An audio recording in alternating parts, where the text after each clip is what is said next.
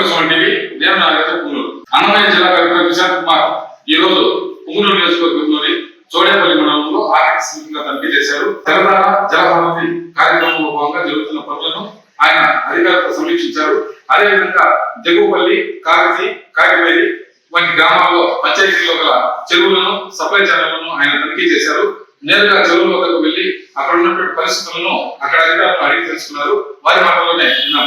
ఈ రోజు చోడేపల్లి మండలంలో ఆకస్మిక తనిఖీలు చేయడం జరుగుతుంది.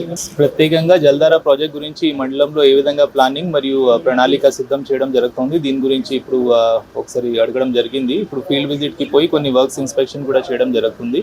లాస్ట్ ఇయర్ ఇక్కడ ఉన్న కొన్ని ట్యాంక్స్ లో నీళ్లు రావడంలో ఇబ్బందులు అయినాయి. ఫీడర్ ఛానల్స్ క్లియరెన్స్, సిల్టింగ్స్ కొన్ని వర్క్స్ పెండింగ్ ఉన్నాయి. వీటన్నిటిని ఇప్పుడు మండల్ వాటర్ రిసోర్స్ ఆఫీసర్గా నియమించబడిన ఏఈ మరియు ఎంపీడీఓ గారు ఇద్దరు కలిసి పక్కా ప్రణాళిక తయారు చేస్తున్నారు. సో ఆ సందర్భంగా ఈ సమయంలో వస్తున్న మాన్సూన్లో ప్రతి ఒక్క నీటి చుక్కని కూడా ఎంఐ ట్యాంక్స్లో నిలిపి స్టోర్ చేసి ఈ మండలంలో కూడా నీటి భద్రత ఏర్పాటు చేయాలని మా ప్రయత్నం ఉంటుంది.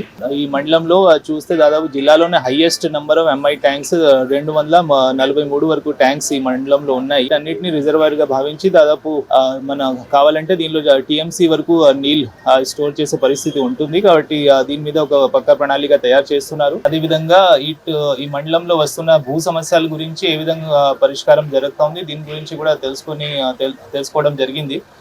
కొన్ని 1 or 2 ఒకటి 2 సచివాలయాల్లో సరిగా ఎంక్వైరీ జరగడం లేదని మనకు ఉన్న సమాచారం ప్రకారం. కాబట్టి ఆ సచివాలయంలో జరిగిన పీజీఆర్ఎస్ అర్జీల మీద ఏ విధంగా ఎంక్వైరీ అయింది, ఏ విధంగా పరిష్కారం చేశారో అవన్నీ కూడా ఇప్పుడు పరిశీలన చేయడం జరుగుతూ ఉంది. మండలంలో అన్ని రకంగా ప్రజలకి మంచి ప్రభుత్వ సేవలు అందించడానికి మేము ప్రయత్నిస్తాం.